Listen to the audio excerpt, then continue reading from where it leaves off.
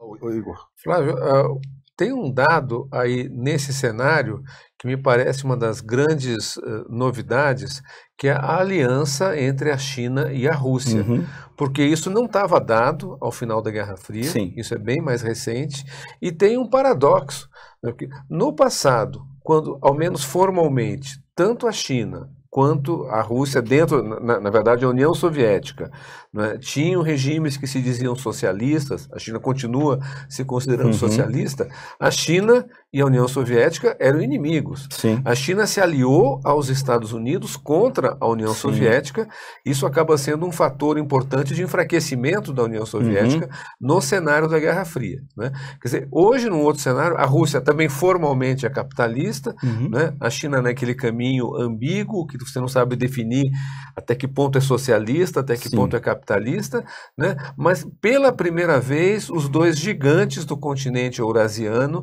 se aproximam. Né? Então, como é que você avalia, primeiro, essa aliança, ela é uma aliança de circunstância ou é uma coisa mais firme, de longo prazo? Né? E em que medida isso desequilibra o patamar estratégico mundial? Porque do outro lado você tem uma aliança também, Estados Unidos, Europa Ocidental e Japão. Então você volta a ter uma política de blocos no mundo. Né? Como é que você vê então esse novo cenário? Olha, eu acho que essa aliança da Rússia, essa aproximação da Rússia com a China, né? Então você apontou bem, depois do processo de desestalinização, isso, enfim, os leitores que gostam de história sabem disso, realmente a relação dos dois nunca foram boas, trocaram tiros na fronteira, a Rússia ameaçava atacar os silos, né, os locais onde os chineses colocavam os seus mísseis nucleares no final dos anos 60, bom, enfim, isso daí está documentado. Bom, acabou a Guerra Fria. E aí o que acontece? Você tem essa aproximação motivada pelas circunstâncias. Só que eu particularmente, existe já uma literatura emergente sobre isso, mas eu particularmente digo o seguinte, essa aliança de circunstância, ela vai se revelar cada vez mais duradoura. E a duração disso vai depender, obviamente, de como é que vão se dar as relações, principalmente entre os Estados Unidos e a China. Porque se a gente analisar muito friamente, quando você vê quais são os aliados da Rússia, e quando você vê quais são os aliados da China e quem são os aliados dos Estados Unidos, né, você colocou ainda há pouco, do ponto de vista de recursos econômicos, posição estratégica, controle das rotas marítimas, acesso à produção de minérios, produção de recursos energéticos, produção de alimentos. Esse é um mundo que ainda é dominado por uma aliança ali patrocinada pelos Estados Unidos. Então, esses dois têm que se aproximar, porque se você olhar geograficamente falando, você tem um cerco contra esses dois. A gente vai chegar num ponto muito interessante, desculpa só interromper, porque aqui chegou um comentário do Atinelli Jun, que fala, você falou de uma aliança de circunstância que tende a se tornar duradoura. Essa aliança pode vir a se manifestar na América Latina? E aqui é o comentário que vem do Atinelli Jun.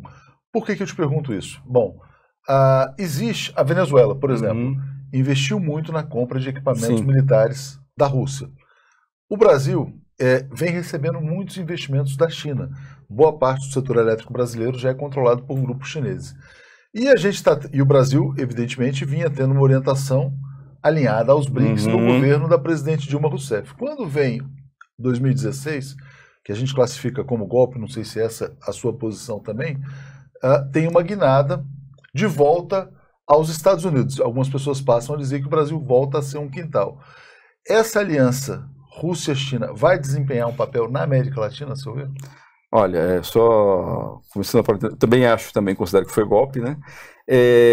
Você avaliou bem, há uma reorientação da política externa brasileira, e eu me lembro que na época eu cheguei a ter certeza que, independentemente dos governos que fossem acontecer, lógico, eu pensava no cenário democrático eleitoral liberal clássico, né? Mesmo que entrasse um governo mais conservador, o Brasil teria tomado uma série de decisões onde você não pode sair muito do trilho, tá? E aí você teve o BOP de 2016, que realmente produziu uma desestruturação de alto a baixo, na vertical, na horizontal, enfim, na compreensão, na maneira como o Brasil se vê para dentro e na maneira como o Brasil interage no mundo. Bom, Dito isso, já está aparecendo, o Igor mesmo já comentou sobre isso, mas tem aparecido na imprensa dos Estados Unidos, já tem aparecido em estudos, uma preocupação que os estadunidenses têm a respeito da penetração da China, não só no Brasil, mas na América Latina como um todo. Não é? Isso tem incomodado muito, porque os chineses, eles entram, é aquela coisa, é uma política de Estado. Então, é uma série de investimentos que, obviamente, tem uma dimensão econômica que é importante, mas são orientados politicamente, ou seja, você vai investir aonde no Brasil, você vai investir aonde na Argentina. Então, você tem investimentos, por exemplo, no sentido de garantir acesso à China a minérios, acesso à China ao petróleo. Então, você tem, na época do governo acho que na época, o leilão, se eu não me engano, foi no governo Dilma, ou foi no último ano do governo Lula, ou no primeiro governo Dilma. Então, você tem um leilão ali, você tem empresas chinesas entrando e ganhando isso no pré-sal. E o que acontece é o seguinte, o governo atual, ele não desmonta isso, ele não, muito pelo contrário, ele sinaliza que quer mais investimentos chineses. Então, se essa aliança vai desembocar na América Latina, eu acho que do ponto de vista da economia, sim, mas do ponto de vista do que eu chamaria de... A gente vai ver um realinhamento, um alinhamento de países da América Latina, ou especialmente do Brasil, com um dos blocos, eu acho difícil, é lógico, tudo vai depender do resultado eleitoral de 2018 para 2019. Depende, se pode ter um resultado eleitoral onde alguém coloque explicitamente, olha, seremos aliados dos Estados Unidos. Já aconteceu na história, né? Então, é do interesse do Brasil ser aliado dos Estados Unidos e com a China só queremos uma questão econômica, que é uma pena porque você perde uma capacidade de barganha, né? Na hora que você coloca isso. Até os militares reacionários sabiam disso na passagem dos anos 60 para os 70. Então, será que a gente